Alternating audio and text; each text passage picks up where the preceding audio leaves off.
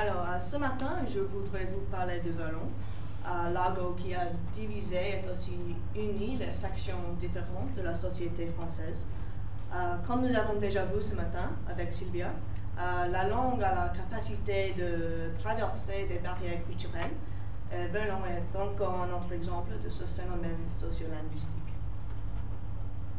Alors, je voudrais commencer avec une explication de violon et puis une petite histoire de son développement. Il est alors nécessaire de discuter le rôle du violon dans la cité du Paris et après son rôle dans la société générale de la France. Finalement, sur un plan plus spéculatif, je voudrais explorer l'avenir du violon et sa pertinence dans le futur. Alors, qu'est-ce que c'est violon? Violon est simplement un type d'argot français qui a développé pendant les années 60 et 70 dans la cité du Paris. Et comment marche-t-il? Alors, les syllabes du mot sont d'abord séparées, puis elles sont inversées pour créer un nouveau mot avec quelques changements orthographiques. Par exemple, le mot français, deux syllabes, français, on inverse les syllabes, c'est franc, avec quelques changements orthographiques, on devient c'est franc. Alors, violon a commencé comme un moyen de communication entre les criminels afin d'éviter la détection par la police. Peu à peu, violon est devenu un argot favorisé par les jeunes Français, mais son statut actuel reste incertain.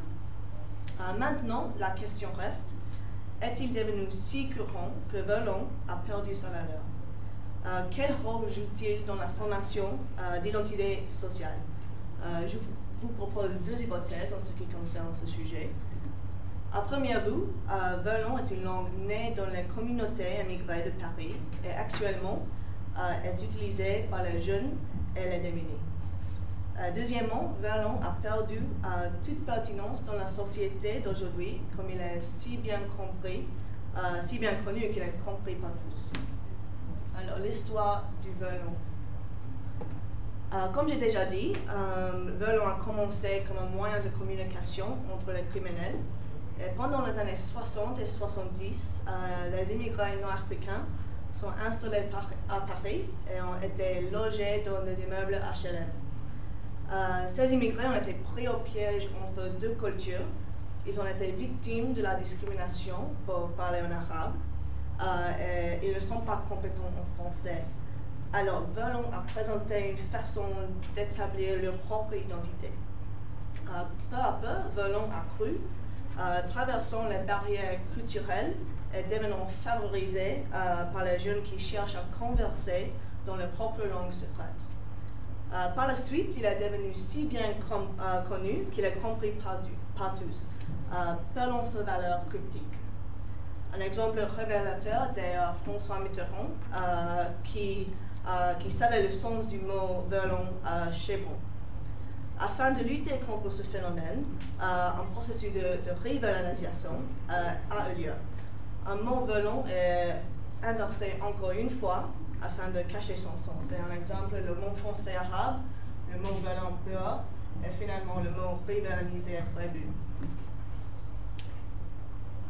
Alors, nous avons vu l'histoire du violon, mais examinons-nous son rôle sociolinguistique dans les cités parisiennes. Violon est devenu connu comme la langue de la deuxième génération d'immigrés d'Afrique du Nord. Surtout pour les jeunes hommes qui habitent dans les cités du Paris, violon est un signe d'appartenance sociale. Son utilisation est considérée à la mode et un moyen permettant de mieux s'exprimer.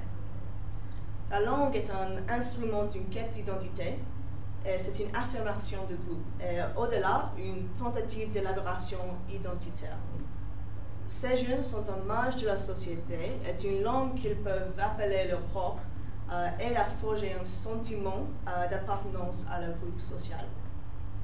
De plus, Bachmann est basé par de l'idée de l'instinct de défense qui met l'accent sur le concept d'opposition.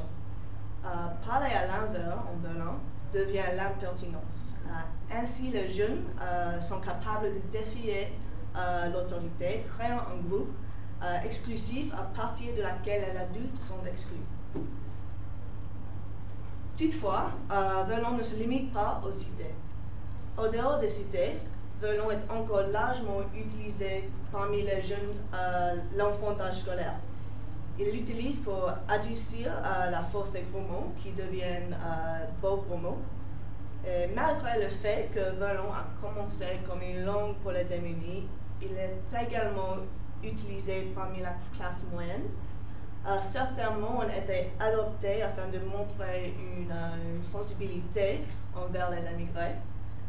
L'ironie de ce phénomène indique que violon a évolué à partir d'une langue pour les personnes marginalisées, un affichage de la sensibilité à la fois culturelle et raciale.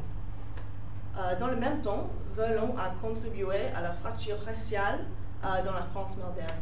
Les termes comme feuge, qui ça veut dire juif, et rebut, arabe, renforcent les différences entre les groupes, et ce qui entrave toute tentative d'unité au sein de la société française. Néanmoins, la stigmatisation n'est pas complètement disparue. Par exemple, les jeunes filles ne l'utilisent pas parce que cela présente une certaine image sociale, une image de jeunes délinquants et non-respect de la loi. Alors, finalement, l'avenir du violon. Que dire de l'avenir du violon?